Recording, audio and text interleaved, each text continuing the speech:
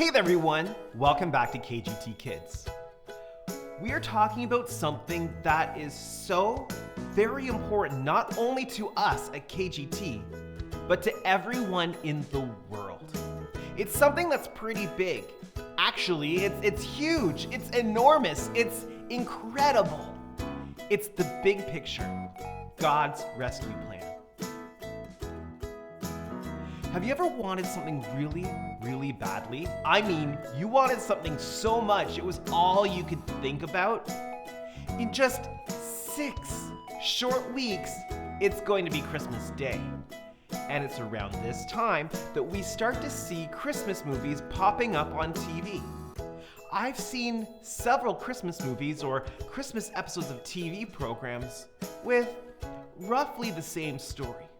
A kid really wants the latest, greatest, hottest toy on the market, and the parent tries to find it for them. But when they go out to the stores, it's sold out. Then they go on a crazy adventure to find the toy, usually with hilarious consequences. In 1996, I remember the biggest toy that every kid wanted was Tickle Me Elmo. I remember seeing the news reports about people fighting through crowds and pushing their way through to be the first person to get a Tickle Me Elmo for their kids for Christmas. Stores would sell out within minutes of opening, and people just went crazy. Sometimes we want something so badly that we can't think about anything else. In the last video, we talked about a man named Abram. We learned that God chose Abram to be the person he would use to bring his rescue plan to a start. God picked Abram, then spoke to him and asked him to pack up everything he owned, including his family and all their animals, and go to a place God would show them. Abram obeyed God, even though he had no idea where God was taking him. When Abram obeyed God, God promised Abram that he would make Abram into a great nation of people.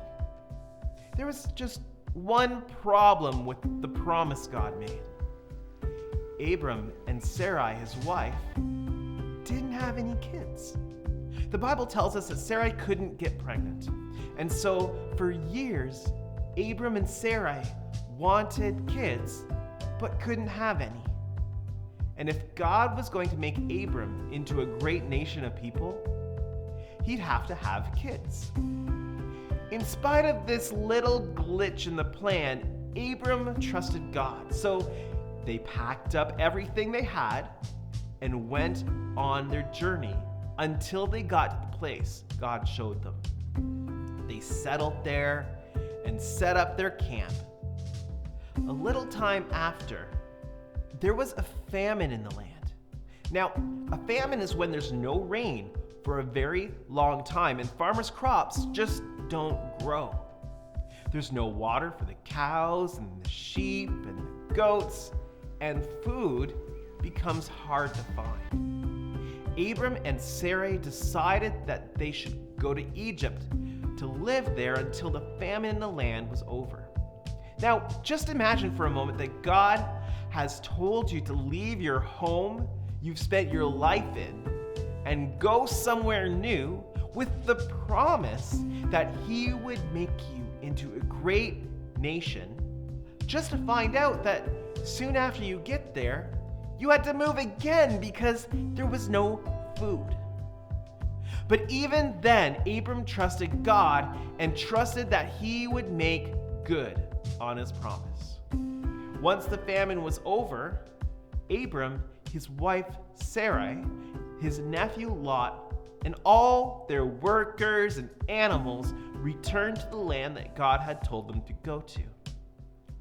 While they were away in Egypt, their flocks and herds grew by quite a bit.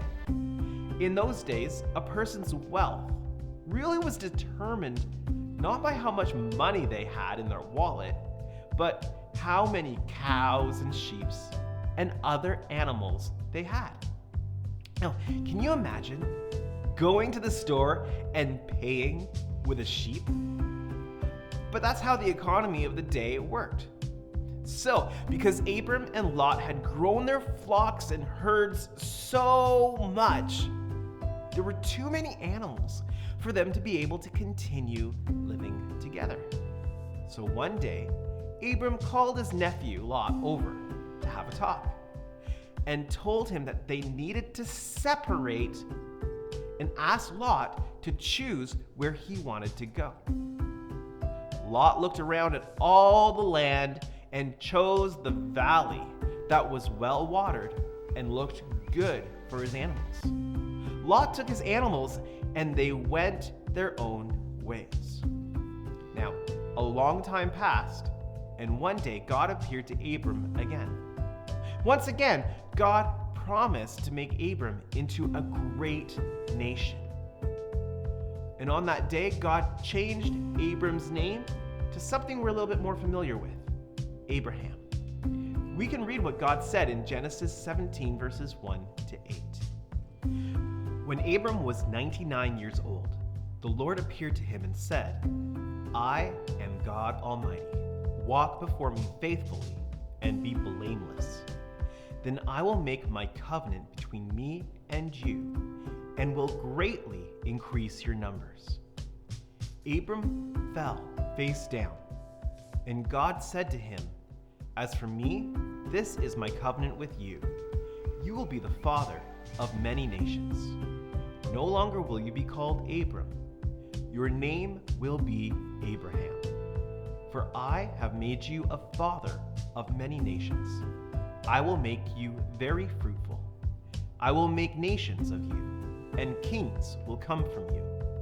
I will establish my covenant as an everlasting covenant between me and you and your descendants after you for the generations to come, to be your God and the God of your descendants after you.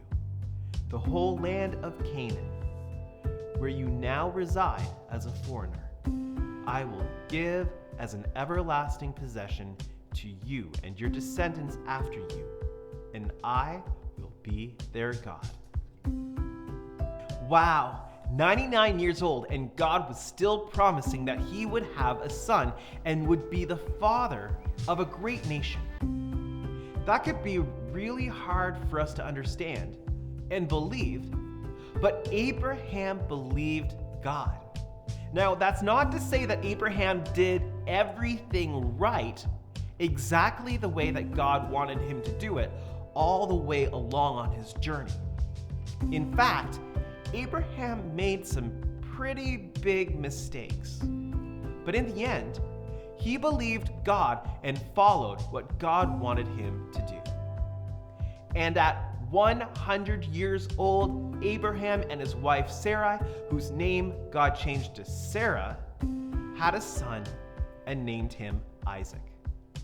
It's pretty amazing that even though it seemed impossible for Abraham and Sarah to have a child when they were so old, God followed through on his promise.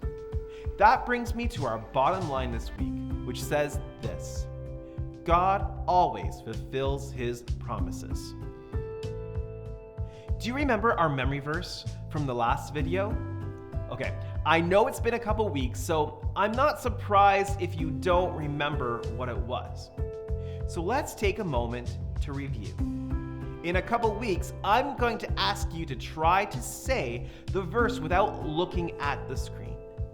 So maybe you or your parents can write down the memory verse so that you can practice it during the week.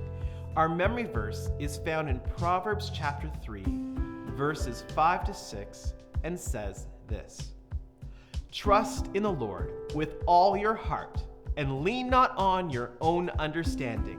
In all your ways acknowledge him, and he will make your paths straight.